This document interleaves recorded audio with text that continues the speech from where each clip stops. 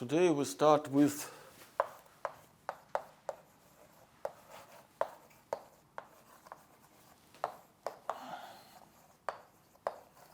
theory.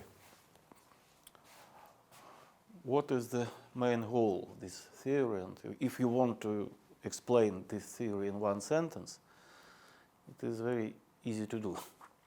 Because Fredholm theory tells us about solvability of the equations of the following type, where A is compact operator.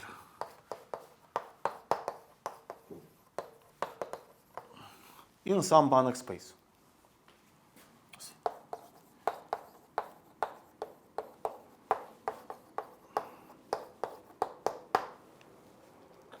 So the questions, is there a solution exist? For known y, we want to find element x. If it does not exist, y, and if it exists, it is unique or not. Okay. And of course, more interesting situation are if space X is infinite dimensional. Because in finite dimensional situation, it's very easy to make something with matrix and obtain the answer about solvability. But I want to show one parallel things, one analogous thing, which happens in finite dimensional situation. Let X finite dimensional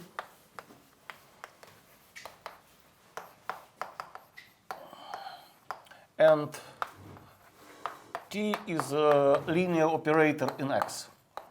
Linear operator in X. Very interesting formula known from linear algebra.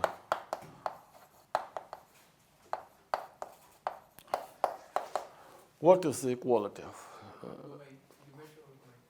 of? Dimensional of kernel with dimensional of range or image. N, yes. In finite dimensional situation, in infinite dimensional situation, we can't write such formula. Yes, because the dimensional of space is infinity, and the kernel can be infinite dimensional, and range can be infinite dimensional. So we have no sense of this formula in infinite dimensional situation. But we can consider this formula from another point of view. What happens if the kernel equals to 0? If operator is injective, what you immediately obtain from this formula? If kernel is 0, then the dimensional of range is n. So if operator is injective, it is immediately surjective. And inverse, if the range of range is n, if operator is surjective, from this formula you obtain that operator is injective. For operator of such type, it's compact perturbation of identity. In infinite dimensional situation will be the same situation. The injectivity and surjectivity are the same. And we show this for these operators. But I will discuss only situation in Hilbert space because all proofs are simpler, of course, in Hilbert situation. And for quantum mechanics, of course, Hilbert space more important than Banach spaces. And of course, we know in Hilbert space that A is compact if and only if a joint operator is compact too. Yes. So we simultaneously will consider two equations, moreover 4 equations. In Hilbert space,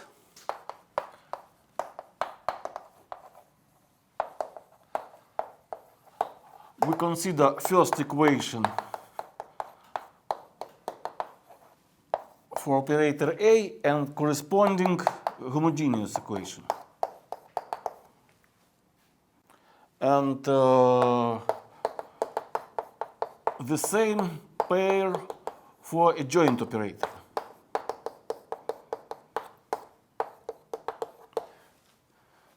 And we'll show how the solution of these equations connected with itself. how solution of some equation, for example, of non-homogeneous equation, corresponds with the solutions of homogeneous. They are connected very close to each other. All four equations can be considered in Banach spaces, but in Banach spaces, this must be changed on the Banach adjoint operator, and it will be considered in a dual space, in X star, and for functionals. Then you have supposed y to be 0. What? Then you have supposed y to be 0 in second and fourth. A is compact operator.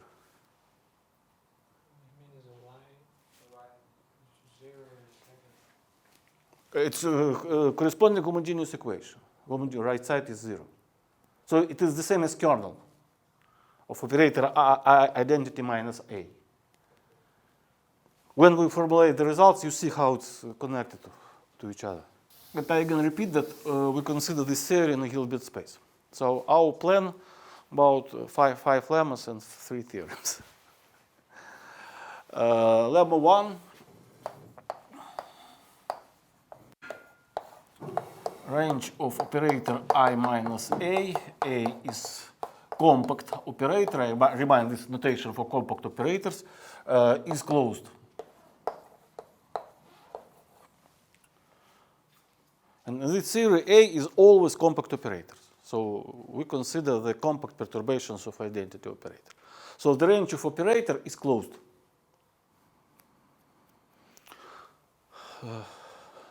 Proof. First, let's consider the kernel of operator. The kernel of operator I minus A is, so I'm sorry, let's, will be lemma 2 and lemma 1 I write here. Then, and then we come back to the lemma 2.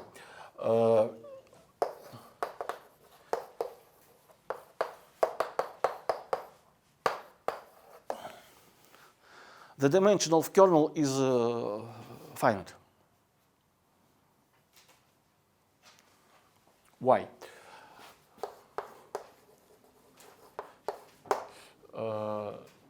If X belongs to the kernel, then by definition, the result of acting of operator is 0. It's by Dutch definition of kernel. Then we can say that A be reduced on the kernel of operator I minus A is identity from this equation. It is compact operator.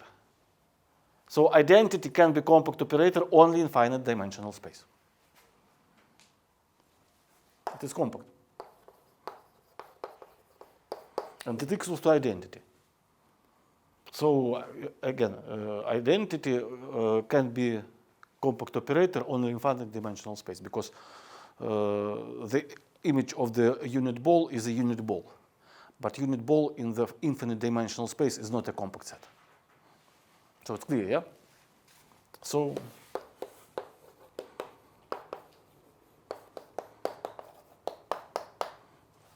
is finite dimensional space.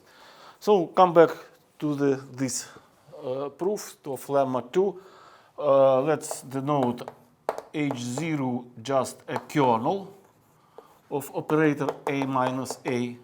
We know that it is finite dimensional, so it is a closed space, moreover, yes? The kernel of any bounded operator is a closed space. So we can consider its orthogonal complement. We can consider its orthogonal complement. And we have representation of Hilbert space H as orthogonal sum, direct and orthogonal sum. And of course, the range of operator A coincide with the range of operator A reduced on H1. Yes? Because all elements from H0 go to the 0. It is a kernel. So we can construct the range only by elements from H1. So I prove that the range of operator A reduced on subspace H1 is a closed subspace. And there, this are concise. I remind you, we have a good auxiliary result.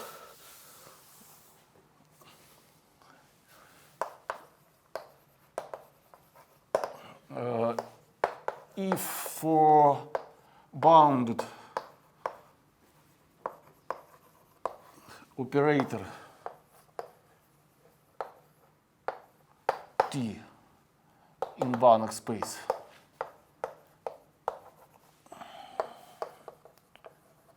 X exist positive number C0 such that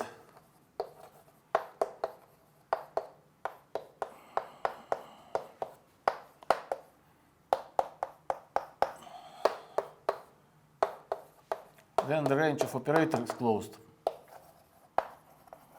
We have such statement. Moreover, we have such statement from Banach space X to any norm space Y.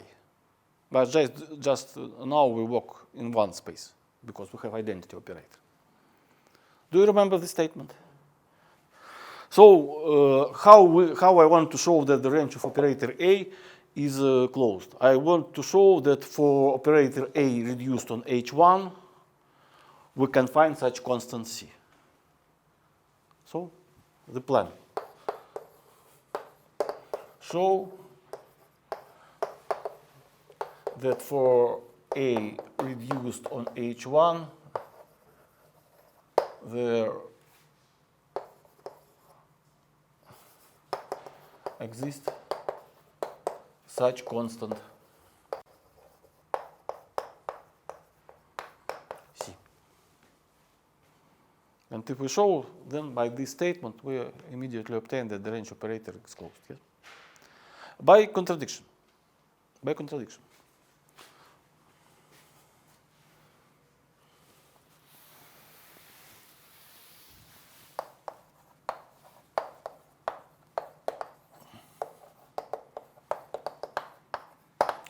Suppose that there are no such constants.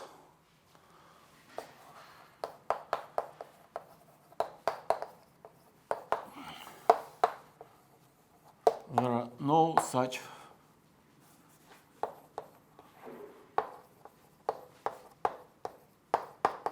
constant C. What does it mean?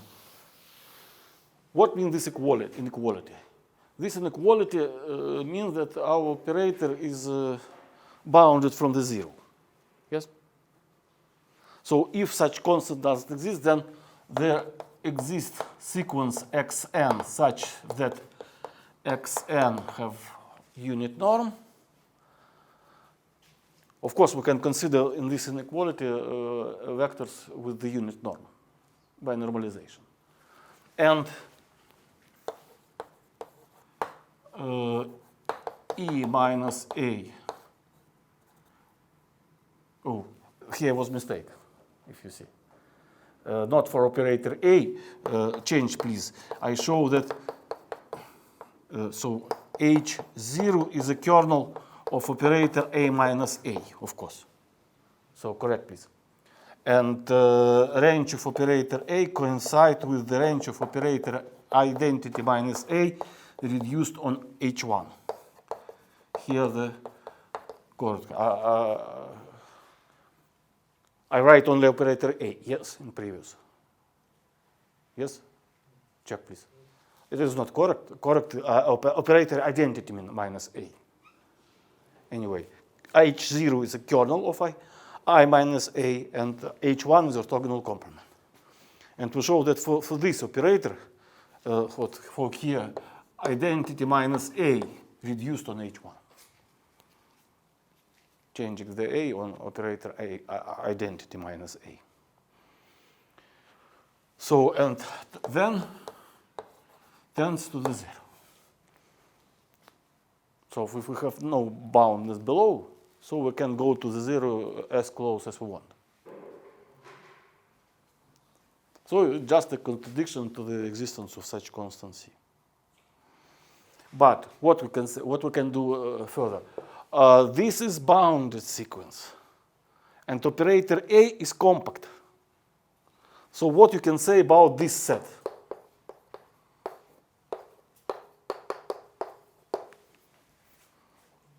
Precompact. Yes? It's precompact set. So what we can do then? We can choose converging subsequence. So there exists subsequence x and k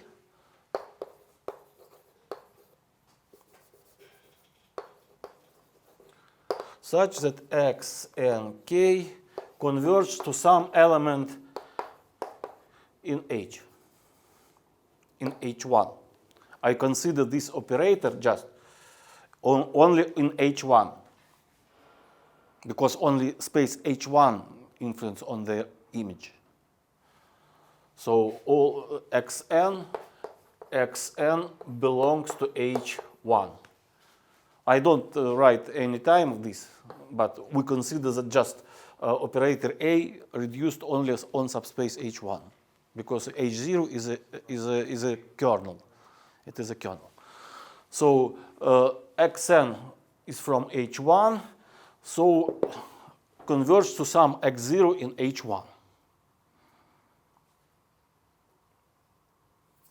And identity minus A, x, and k change to the zero, tends to the zero, because it is subsequence of this sequence. So what you can say about identity? So what you can say from this to convergence, what you can say about x and k? Is it converged? It converges to what?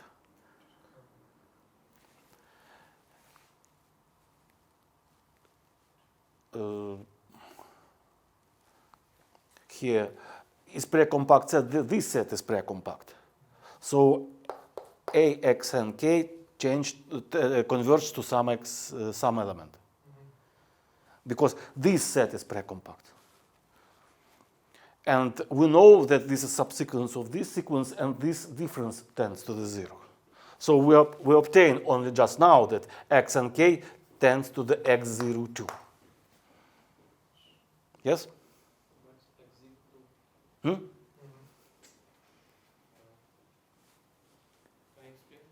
Again, we take the normalized sequence.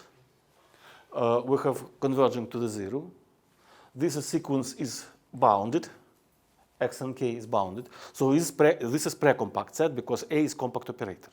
So we can choose a converging subsequence for this, for images, which tends to some element x0 in H1. We consider all situation in x1. And this is converged to the zero. So this is converged to x0, this is. So we immediately obtain that x and k converge to x0 too. And what you can say about this element? If I may take operator identity minus A and act on this vector, what I obtain? Zero. So it is from H0, it is from kernel.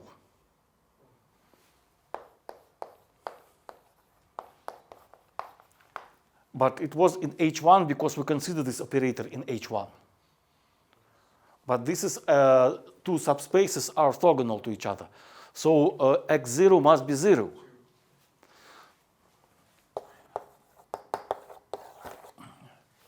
And where is contradiction? Can you find the contradiction on the blackboard?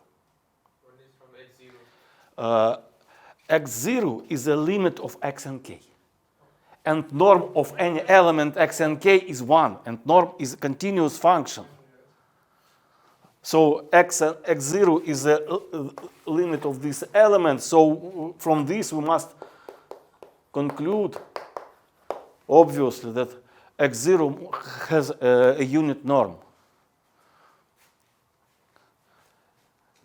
And x0 is 0 because it belongs to H0 and to H1 simultaneously. So it is contradiction. This is contradiction. This is contradiction. So assumption that there is no such constant is not true. So this constant exists. So the range of operator is closed. Lemma 3.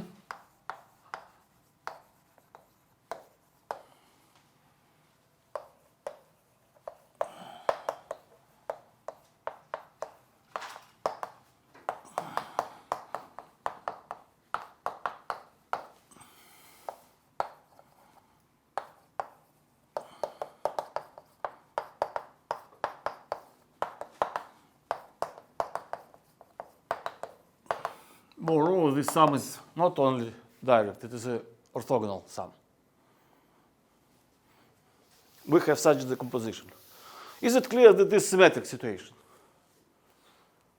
These two statements are symmetric because second adjoint operator coincide and for bounded operator with the operator A. So this statement is symmetric, so it is sufficient to prove only one.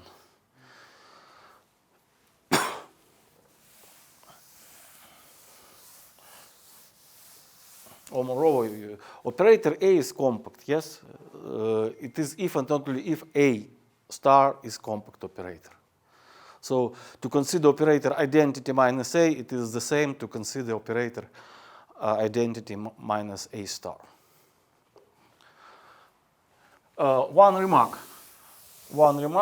What change if I consider arbitrary bounded operator in Hilbert space? How we must rewrite this lemma? We just consider the compact perturbation of identity operator. So I repeat here where A is compact operator.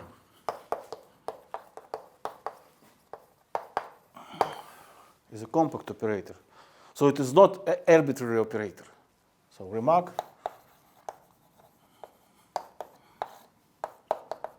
For T bounded operator in H, we can state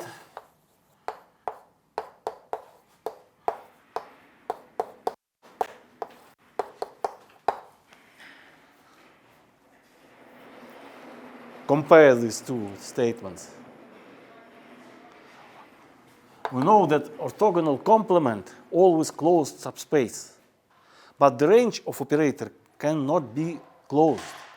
So for arbitrary operator, you must take the closure of range. Clear? But we just proved that the, oh, I'm sorry, here right image, range. It is the same, but sorry, range.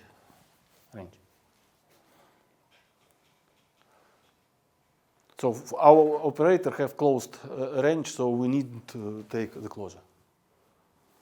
Okay, let's prove this statement. First, I show that these two subsets are orthogonal. So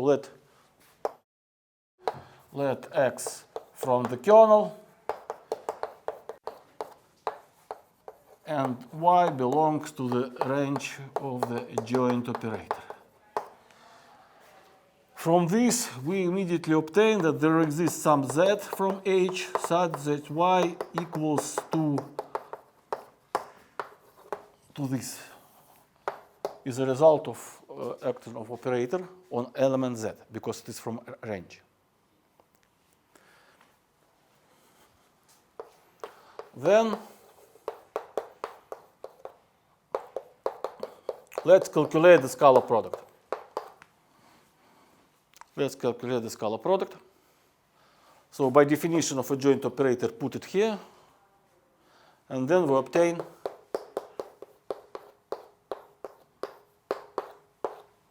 and this equals to what? Because X from kernel is 0.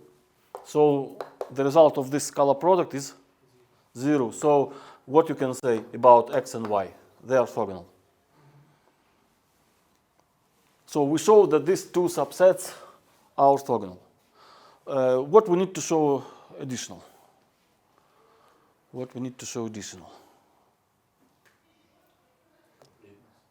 Yes, that the sum gives us whole space. Yeah. So let's suppose that there exists some element which is orthogonal to its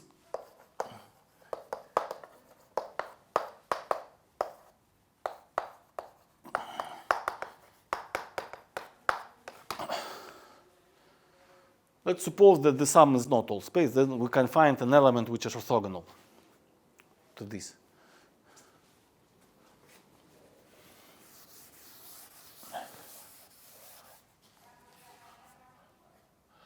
For example, from this, we obtain that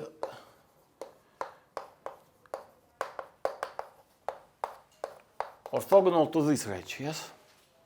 As a part of this sum. Then it means that for any y from H, this must be 0.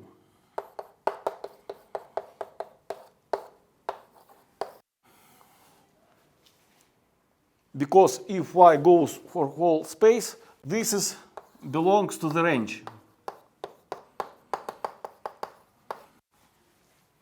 But then by definition of a joint operator,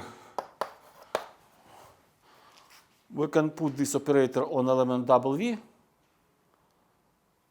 and then obtain that this is 0 for any y. So it can happen only and only if this element is 0.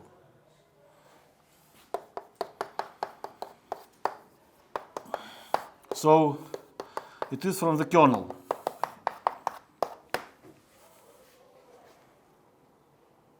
So it is orthogonal to the kernel and belongs to the kernel. So W is 0.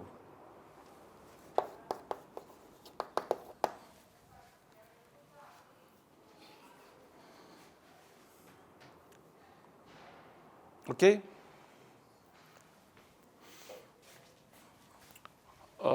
Lemma 4.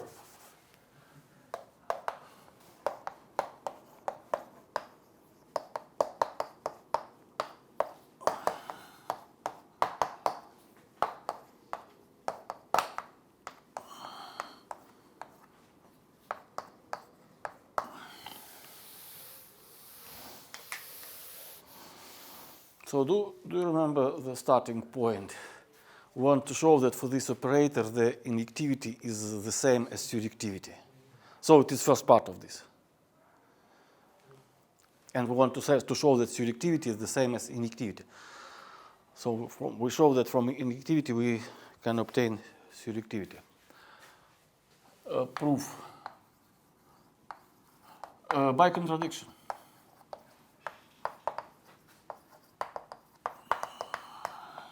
Let range of operator identity minus A is the subspace which is not coincident with H. But our operator injective. Further, I want to consider the powers of operator. What happens with the range of the powers of operator? So I construct the set of ranges. So is the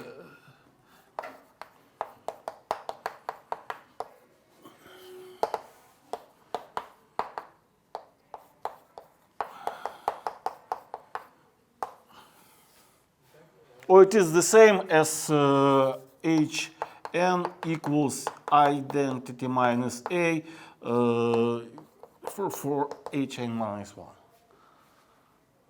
I act by operator on whole previous range and I obtain some new.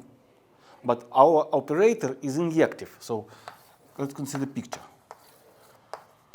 I suppose that the range is not coincident with the space. So H1 is some part.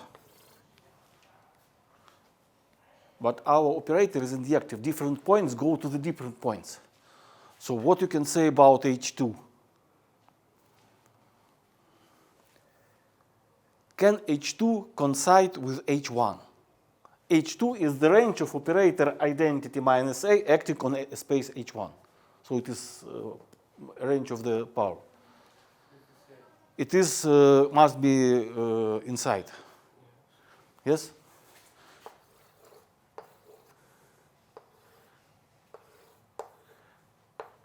H2 here. Because operator injective, different points go to the different points. Because it is decreasing. Yes, yes. It is main conclusion that this is increasing subsequence. Strictly increasing.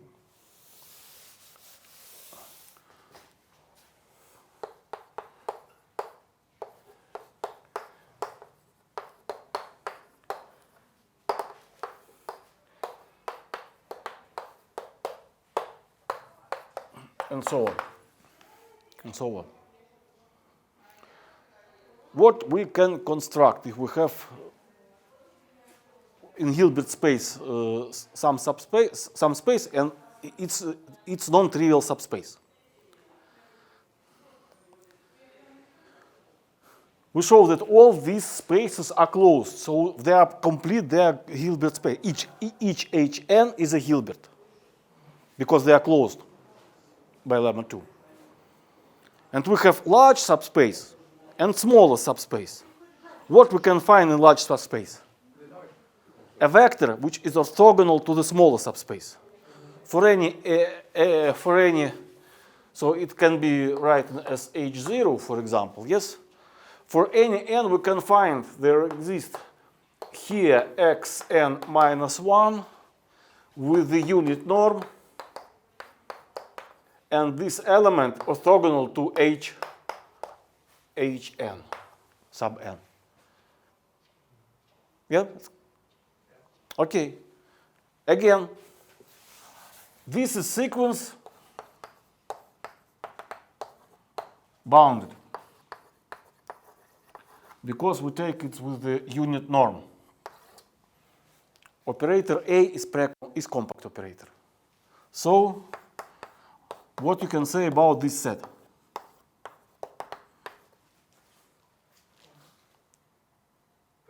Precompact set.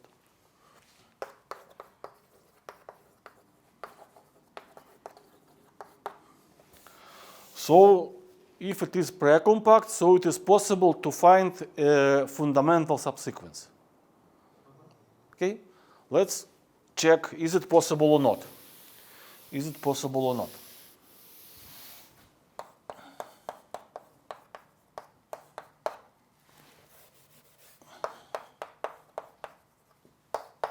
Consider this difference, let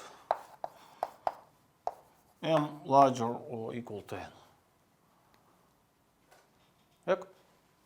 So how we can rewrite it? We can rewrite it in the form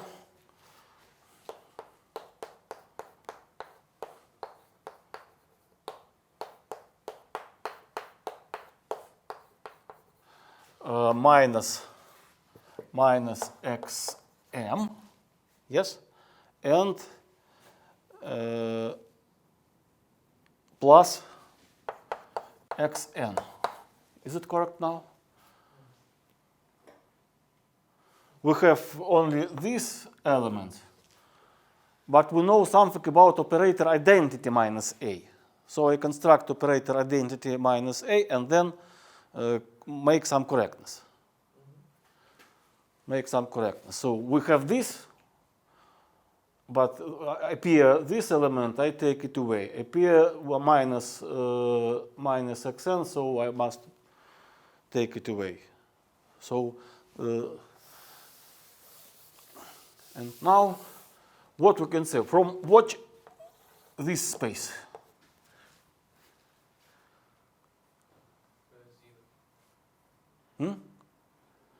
Xn belongs to the subspace with the same number. Yes? So Xm belongs to Hm. And I act by one additional operator. It belongs to Hm plus 1. These belong to Hn plus 1. Hm lies in Hn. Yes, and not coincide with the largest number. So Hm maybe here, may coincide with, but lies, of course, in this space, because M, if M larger than N, then M larger or equal to N plus 1. So we have the same conclusion. So these lie in Hn plus 1, this lies in Hn. So all these elements lies in H sub n plus 1. Question? Here M is greater than Yes. Yes. So shouldn't Hn plus 1 lie in Hn? With the larger element lies in the smaller index. Oh, Yes? They are increasing. yes. Oh, decreasing. Decreasing. Yes? There's decreasing subsequence of subspaces. So the space with the larger number lies in the space with the smaller number. So we have this. So, and this element from H1n. So it is orthogonal to this element. This element orthogonal to this element. Because we construct this sequence in following rule. It is orthogonal to the element, to the smaller subspace.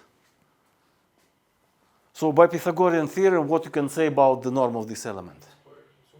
Yes, but this is norm 1 and this is something. So it is not less than 1. Because this norm equals to norm xn square plus all this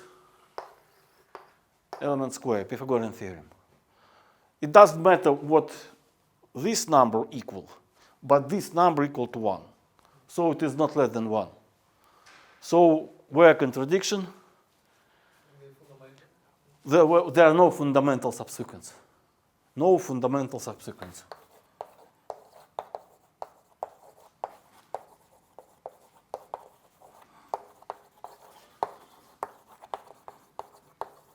No fundamental subsequence. So it is contradiction.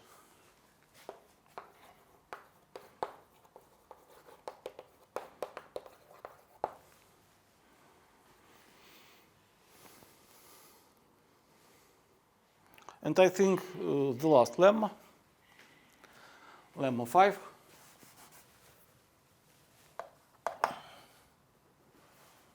Inverse statement. If range of operator is whole space,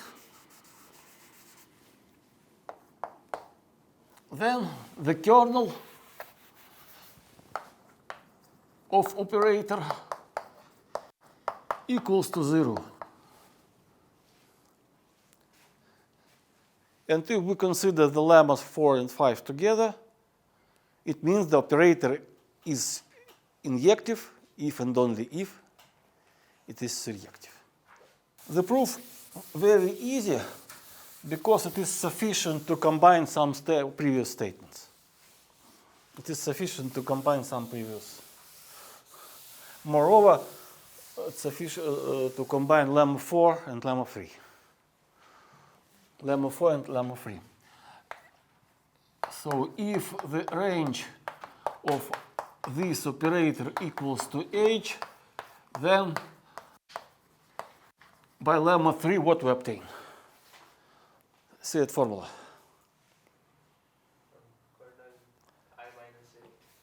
Kernel of a joint operator equals to 0, yes? Okay, and lemma 4, I don't formulate lemma 4 for operator identity minus A star, but of course it is the same, yes? It is true for the joint operators because A star is compact 2. So lemma 4 says us that the range of identity minus A star equals to H. And again, lemma 3 says us what?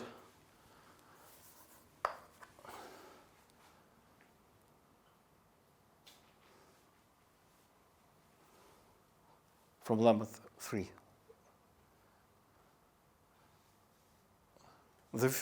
Just state first line. If the range of operator identity minus A star is H, then the kernel is 0. But kernel of this operator, of this operator. So I think just we want. Let's see. We start with this and obtain this. Okay, and the same true is for, of course, for a joint operator.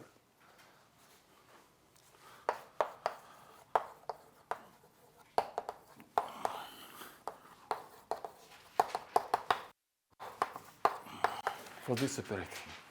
And now I remind the equations from which we start.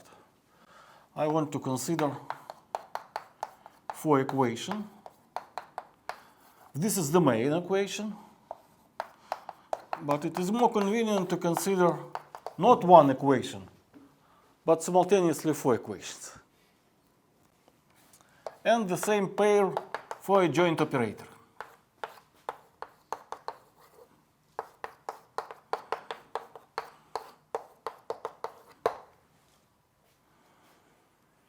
So first theorem, Theorem 1.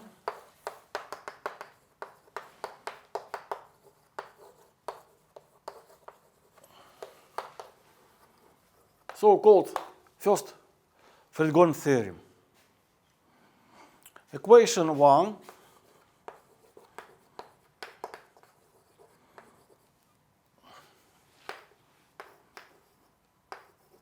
or 3 has solution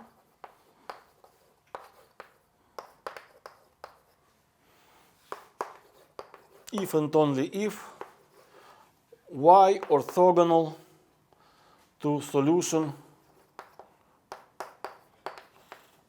of equation 2. Oh, I forget here star. So 4. So this is, I connect this equation with this equation. This right side must be orthogonal to solutions of equation 4. And the same equation 3. For equation 3, we need that y orthogonal to solutions of equation 2. So this is connect to this cross connections. So is it statement clear? So we exist solution if this y orthogonal to all solutions of this. And this is equation has solution only if and only if this right side orthogonal to all solutions of this equation.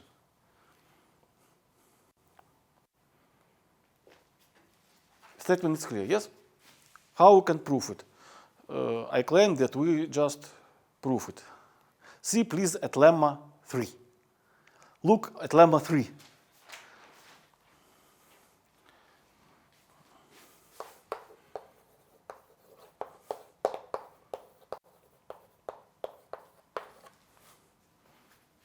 What means that we have a solution? Consider equation 1.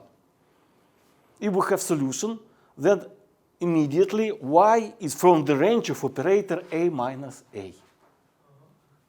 So equation 1 has solution, then y belongs to the range of operator. So we just reformulate the property of equation in the terms of operator. And by Lemma 3, it is orthogonal to the kernel of a joint operator. Yes? It is orthogonal to the kernel of the kernel to a joint operator. But the kernel of a joint operator is just solution of equation 4.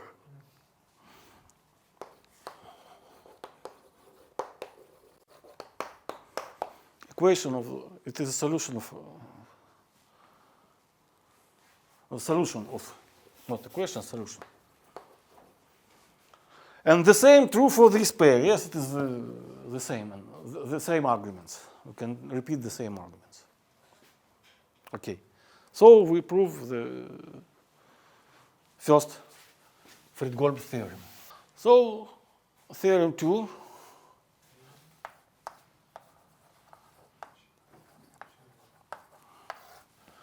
So it is second Fredholm theorem.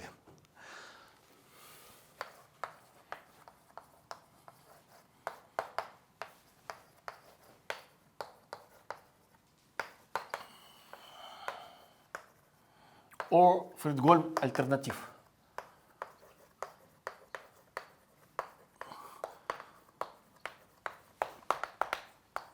Or Fredholm Alternative. So alternative, it is choose from two variants, yes? When we have alternative, we have two different variants. So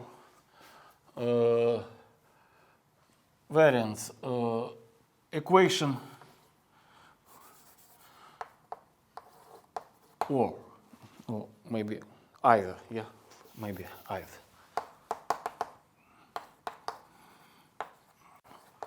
For equation 1, there exists solution for any y, and then it is unique.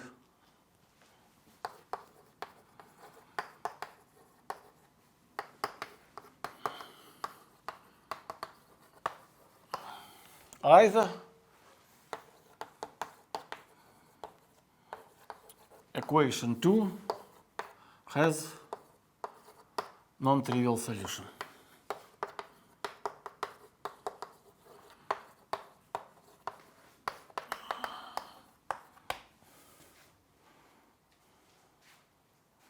What is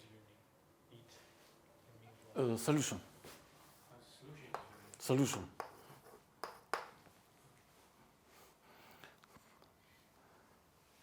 Because solution, it is possible that for some y's, the solution is not unique. But if solution exists for any y, then its solution for any y is unique.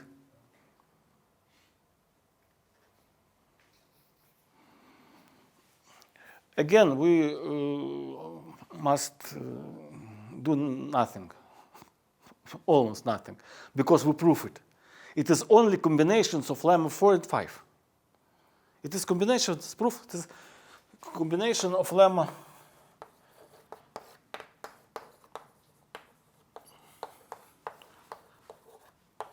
lemmas 4 and 5. Why? What states the lemma 4? Combinations of lemma 4 and 5 means that the kernel of a minus a equals to 0 if and only if the range of operator a minus I equals to h. Yes? It is corollary of the lemma, it is lemma 4 and 5 together. So let's see for first variant. If we have solution for any y. So if we have solution for equation 1 for any y, it means that the range of operator identity minus a, what we can say about this range? It's whole space. If it's whole space, then the kernel equals to 0.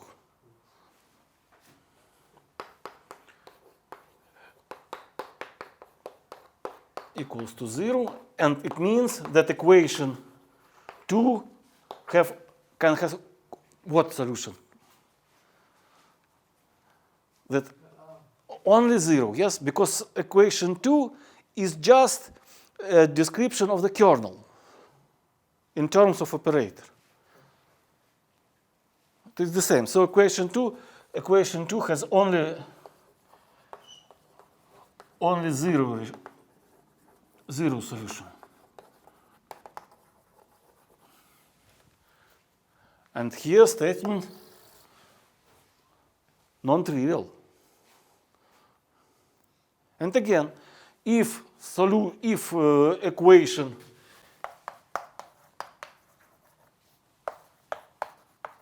has non-trivial solution, then the kernel of operator A minus I is not 0, yes? Then the range of operator A minus A is not H. So we have no solutions for some right sides. So there exist y's for which we have no construct the solution. And if we have solution for any y, why it is unique? Why it is unique? Because your operator is injective. If the range all space, operator automatically injective, so solution is unique. Because it's not glued to points, different points. So is it clear with theorem 2? So it's just only combinations of our previous results.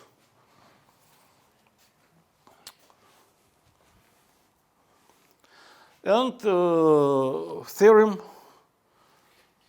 3. Theorem 3.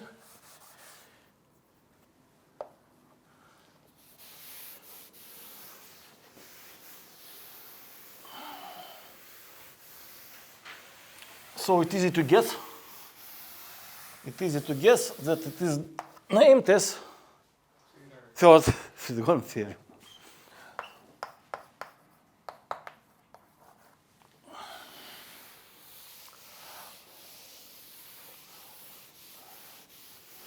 From lemma 1, we know that what we know about this dimension from lemma 1.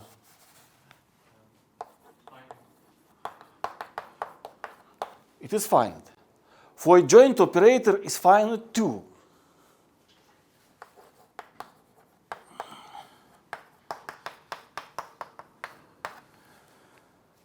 But third Fredholm theorem states that they are equal. They are equal.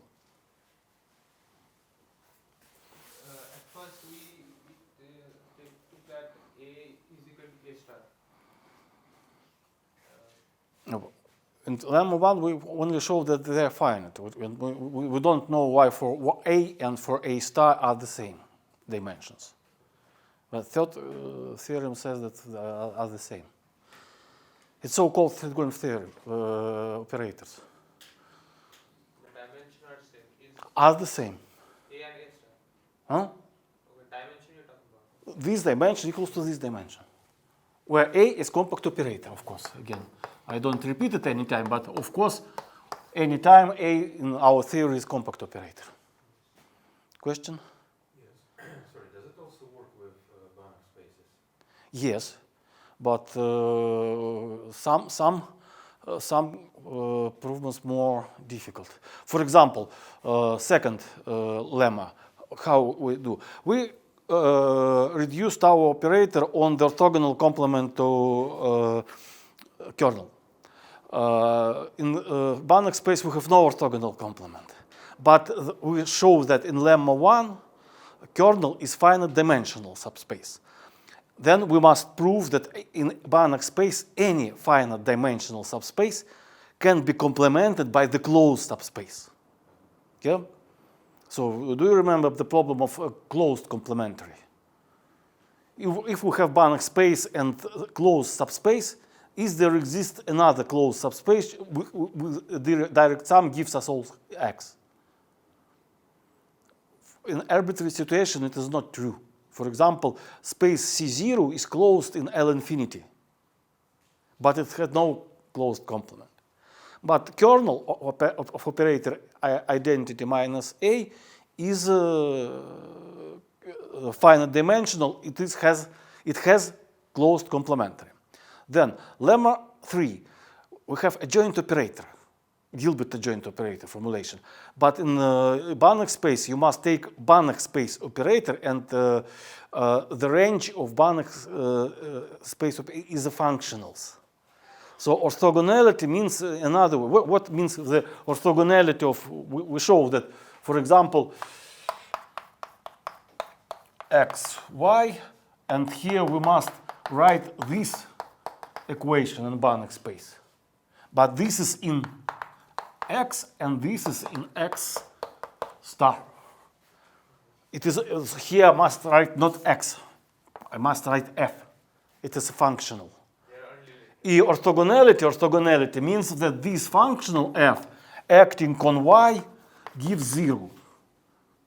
And in Hilbert space, all functionals are scalar products, so we have usual orthogonality. But in Banach space, you must prove another statement. It's more difficult, for example. But lemma 4 has the same because it's not difficult. We have no orthogonality, but we have Riesz theorem on epsilon of perpendicular. Almost perpendicular, so-called Riesz theorem. In Banach subspace, we can find for subspace the element with norm 1 and distance less than 1 minus epsilon, for example. So this instrument gives us the same contradiction if we want to prove.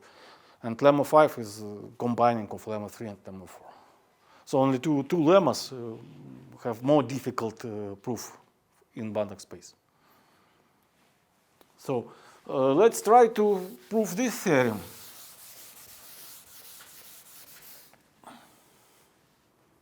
So let's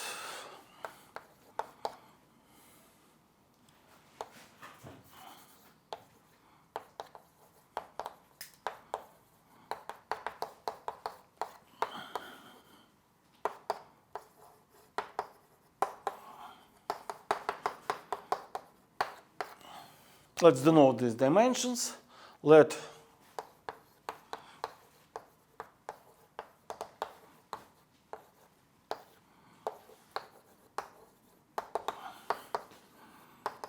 take the orthogonal basis in one kernel and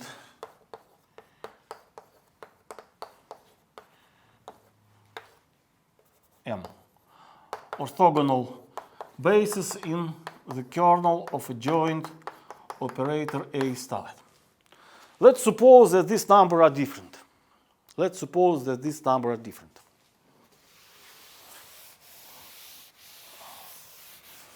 For example, what number is larger? We need to prove consider all assumptions. Let n greater than m. Just wait, I must understand what operator we must to consider. Let's consider operator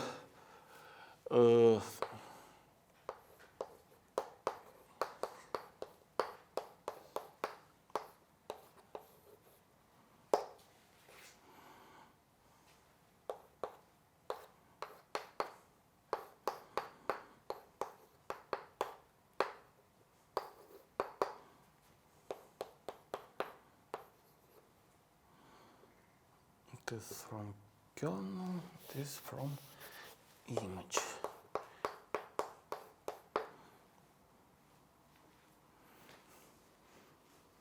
Let's consider such operator. Operator T, which consists of two parts. One part is usual identity minus A star, and some additional part. But what you can say about this additional part? is operator of finite rank. Yes? It is operator of finite rank, so it is compact operator. And A star is compact too. So you can write this operator as identity minus B x, where B is compact operator.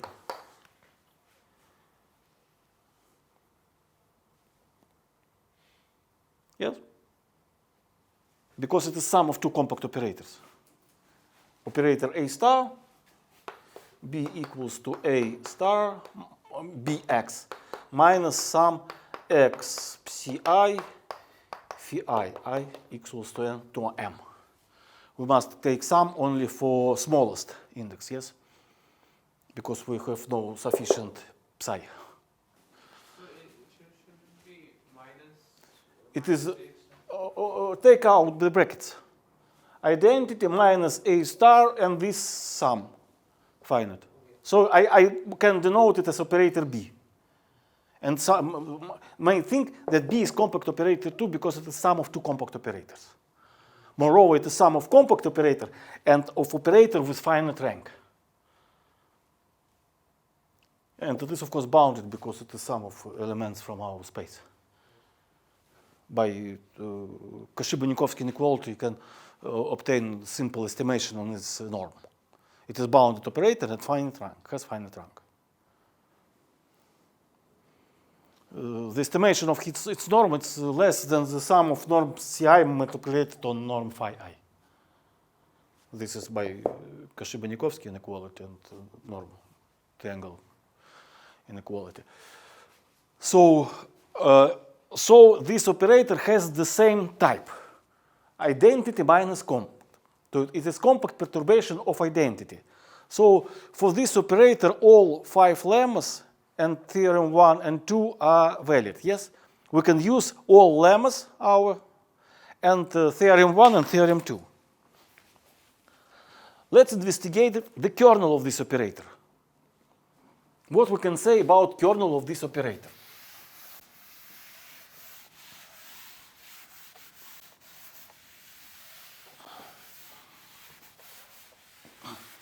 I want to show that the kernel of operator identity minus B is 0. So question.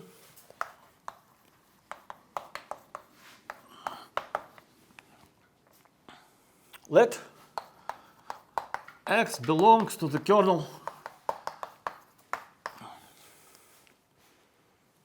It means that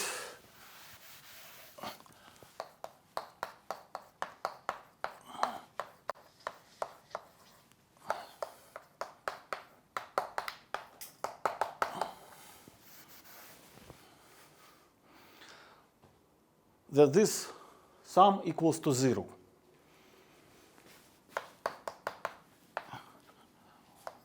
What we can say about this vector? To what subspace it belongs? By definition of acting of operator. Range. Okay. It is from range of operator identity minus A star. And this belongs to what? Phi is orthogonal basis and kernel. So it belongs to the kernel of. But these subspaces are orthogonal to each other. Lemma 3. Range of a joint operator and kernel of the origin operator are orthogonal. So when this sum can be 0? When such term is 0, yes? Because this is an orthogonal. So we obtain that this must be 0 and this must be 0.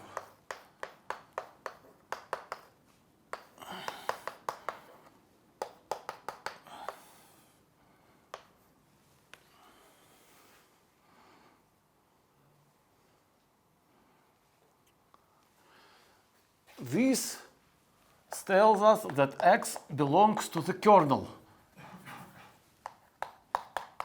of this operator. But we know that phi I is basis, so it is linear independent. Then any any subsystem is linearly independent. So this must be 0 only if x psi I equals to 0 for any I from 1 to m. But all functions psi are bases in the kernel. So our vector belongs to the kernel and must be orthogonal to the kernel. This means that x orthogonal to kernel. So we conclude that vector x is 0. So vector x is 0. So the kernel of operator a minus b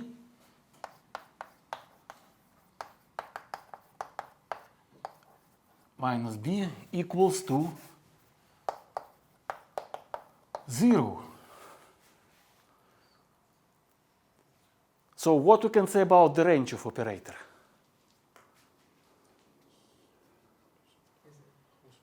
All space. So the range of operator is whole space. Then it means that this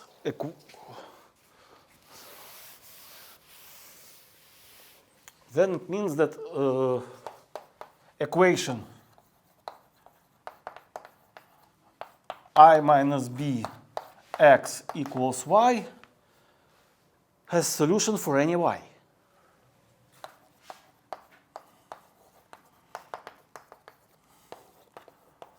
For any y in our space, yes?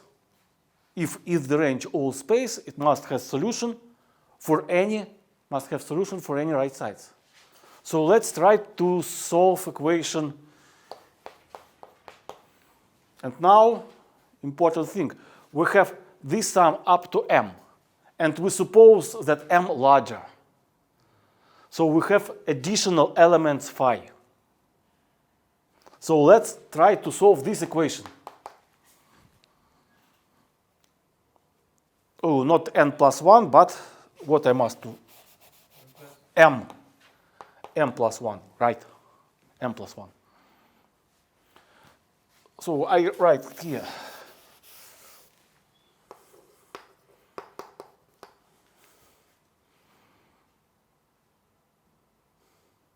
So let's multiplicate it in scalar product of this equation on element phi m plus 1 with the same number. What we obtain? A minus a star x phi m plus 1 plus sum x psi I phi m plus 1 scalar product equals to the norm of f plus 1 square. Yes? And consider the scalar multiplication on this element of this equation. What you can say about right side? It was orthogonal basis. Orthonormal basis. So it is 1. Because we have orthonormal basis. But what we can say about left side? It is from range of this operator. And this is kernel of this operator. They are orthogonal. 0. And this again, this is orthogonal basis. Phi I f psi m plus 1 just for m are 0. And this is 0. So we obtain a contradiction. Left side is 0, right side is 1. So this is not true, but what follows from this? If it is not true, what follows only?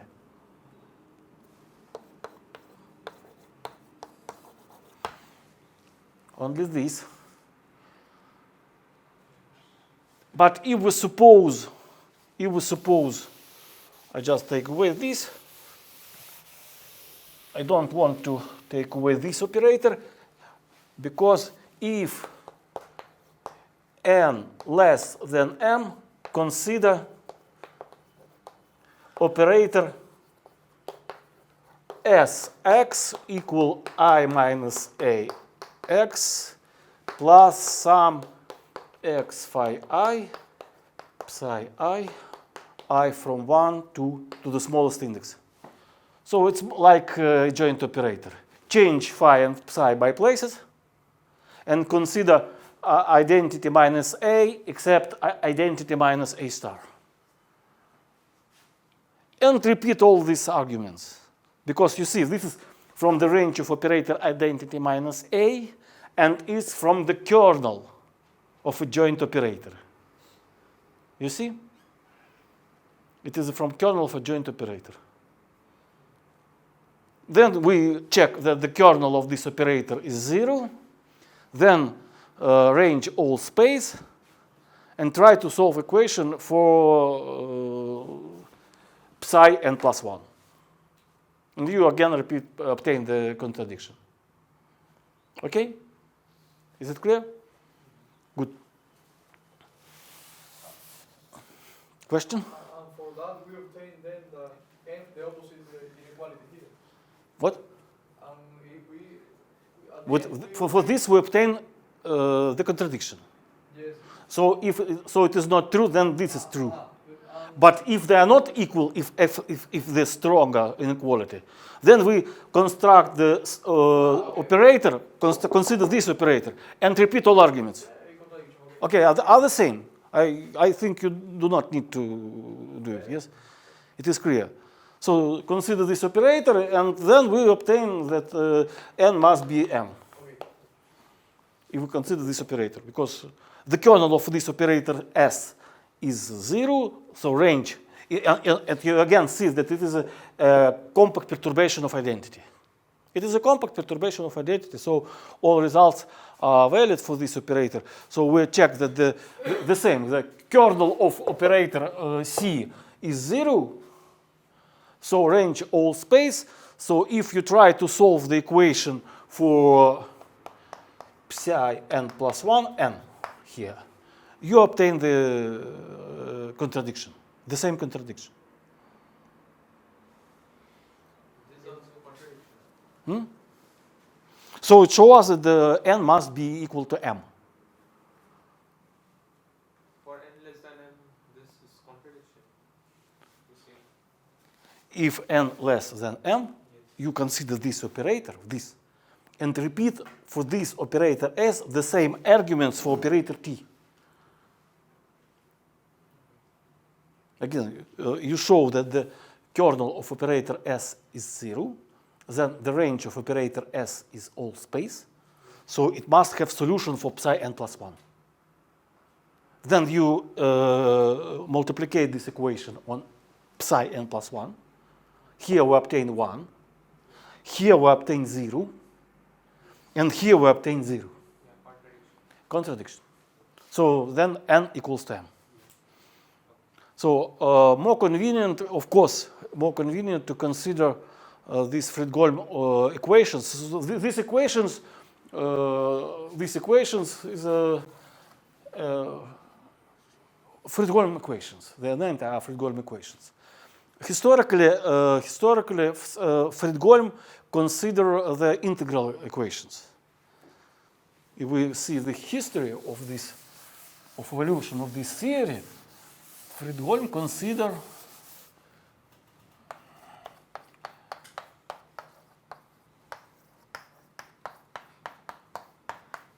the integral equations of the type.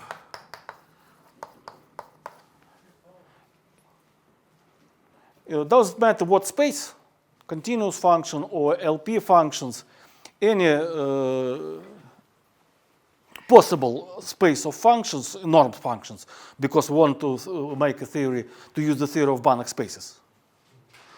But this operator, of course, you see that it's a compact operator, must be compact operator. Must be compact operator. Operator in integral type can be not compact. We have such examples. For example, Hardy operator is not compact operator.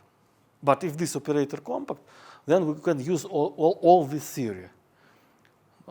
Unfortunately, Fredholm don't know the notion of a compact operator. He construct a approximation of integral operator, obtain so-called Fredholm determinants and difficult theory, of course, because it was the first step. This is named the Fredholm theory, second Fredholm equation. This is second Fredholm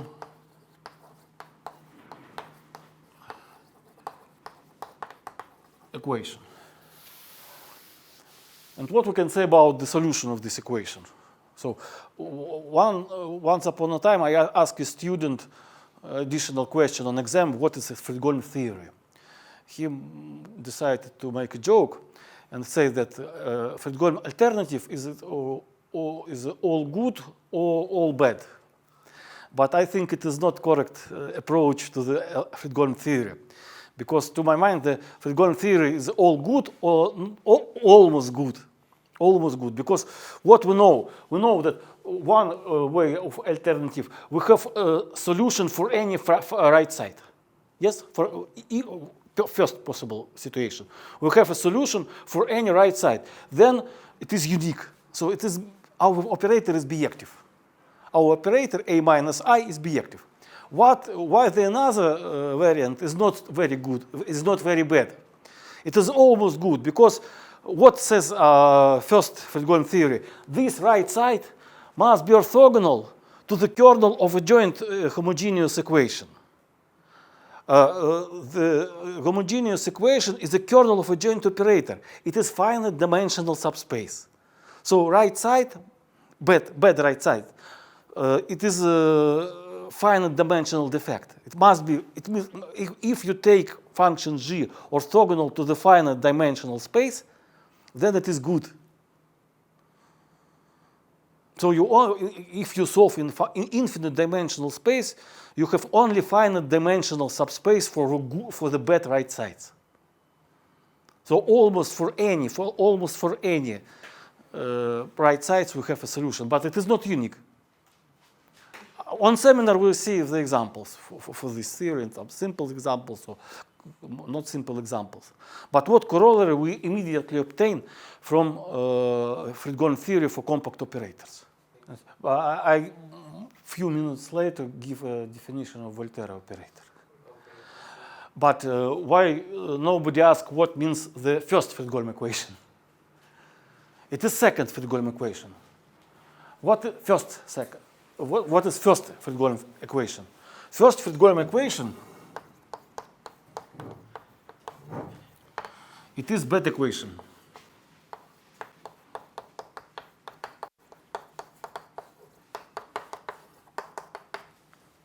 Why it is bad? In operator writing, it can be represented as follows, yes? But here A is compact operator. And to solve f, to find f, you must construct the inverse operator. But compact operator in infinite dimensional space, has no bounded inverse operator. So this must be a distribution or something? No. Possible. It may be if it has kernel, you have no unique solution. You must consider it on the orthogonal complement to the kernel. And if kernel is zero, then it is injective. But then you can construct left inverse operator, but it is unbounded. So it is unstable equations. In practice, you don't know right side precisely. You have it with some mistake. And then on small mistake, you act by unbounded operator. What unbounded operator make with small perturbations of origin data? It make it large. So your solution, it is not correct. So it is class of non-correct equations. Non-correct equations, non-correct problems, which are not stable for the small perturbations of initial data. So in the second kind, he added some extra function. But second Fredholm equation is a good equation. Just an addition Yes, it is almost have a solution. But so corollary for the spectrum of compact operators. The theorem For example, if it is not minus, if it's plus, does matter. doesn't matter. Does matter. Because it is only a compact perturbation of identity. If minus A is compact, then plus A is compact too. Let X Banach space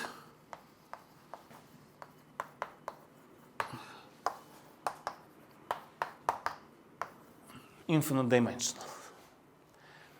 A is compact operator in this space. Then,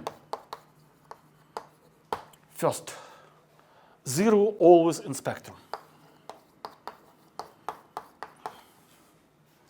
Second, if lambda from spectrum of operator and lambda is not 0, then it is eigenvalue.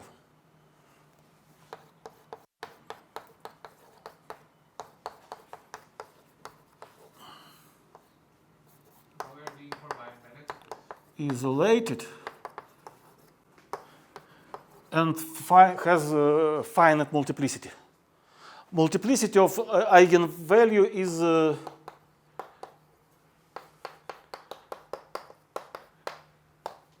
is the dimension of the kernel of the space of eigenvectors. It is just the space of eigenvectors, so it is finite dimensional. And third, for any positive epsilon, there exist finite numbers of eigenvalues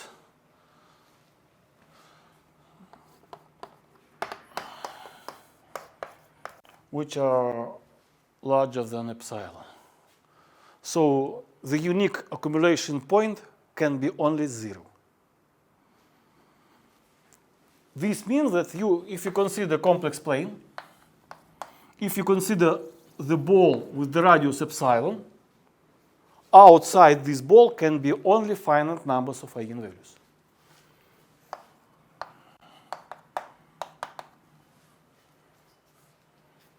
So if you have accumulation point for eigenvalues, it must be only 0.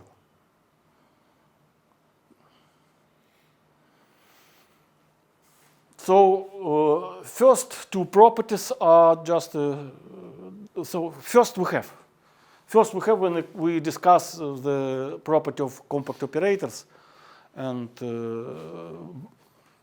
the property of inverse operators. Just repeated. Second is just direct corollary from the Fredholm theory. But third, it is from Ries's theorem of epsilon perpendicular. So let's try to prove. So what does it mean that eigenvalues exist outside our unit ball? Finite numbers. Only finite numbers, which can be larger for epsilon, for any epsilon. So in other terms, it's a unique accumulation point can be 0 of eigenvalues. Because outside any ball, there lies only finite numbers of eigenvalues. So let's prove it.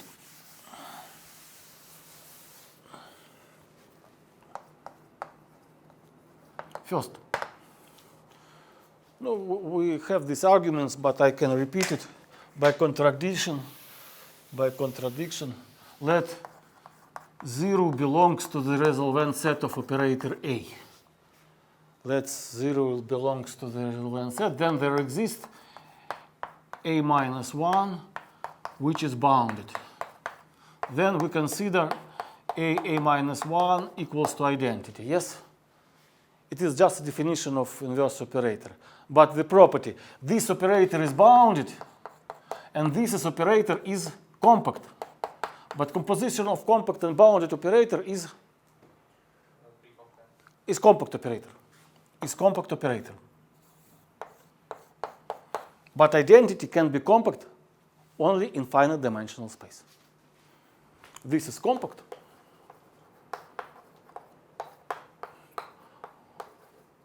Only in X with dimension with finite dimension. Okay, let's prove the second property. Let's prove the second property. The second property, let lambda is not 0, lambda is from spectrum of operator A. Let's study this equation.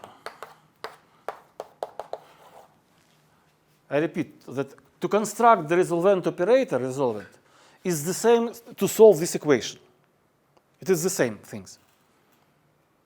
If you can solve this equation, if you can find x by y, it is the same if you construct the inverse operator.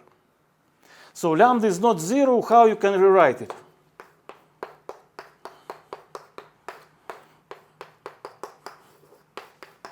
Let's rewrite it in the following term, in the following form.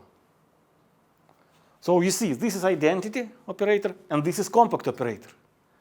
So all Fredholm theory is valid for this equation. Let's consider second theorem, alternative Fredholm. What can happen? So theorem.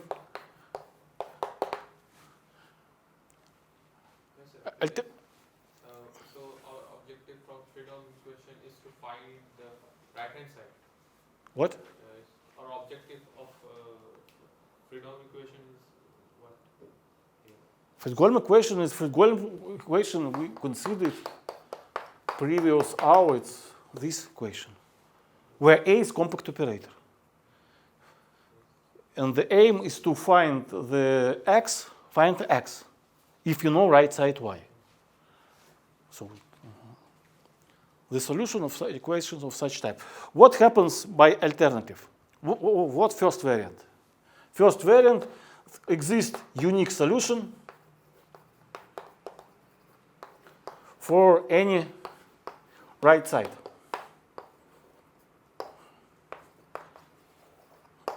What it means?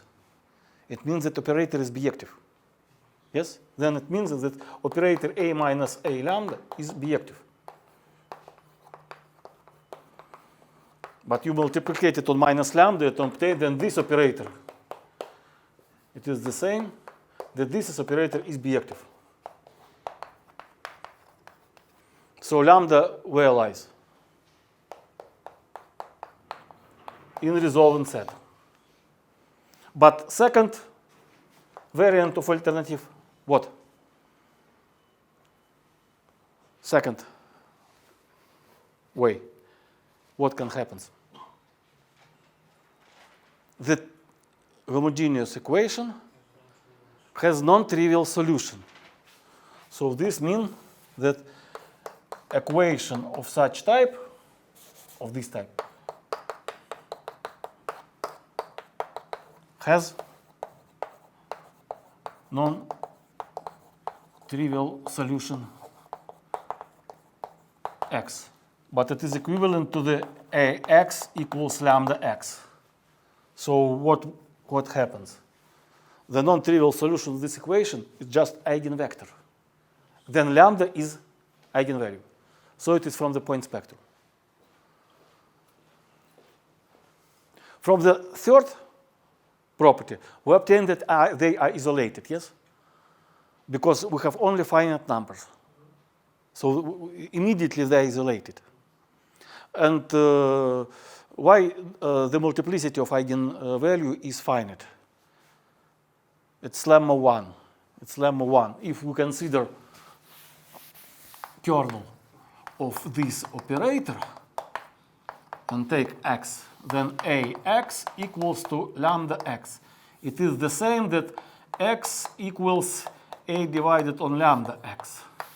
And lambda is not 0, of course. 0 can be eigenvalue with infinite multiplicity.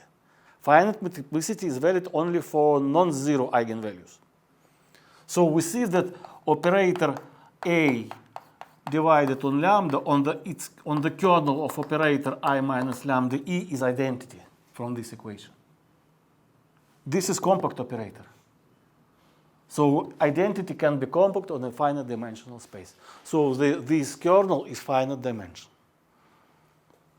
But again, 0, 0 can be in any part of spectrum. 0 can be eigenvalue. 0 can be point of continuous spectrum. And 0 can be residual spectrum. And if it is eigenvalue, it can possible. It can be infinite dimension multiplicity.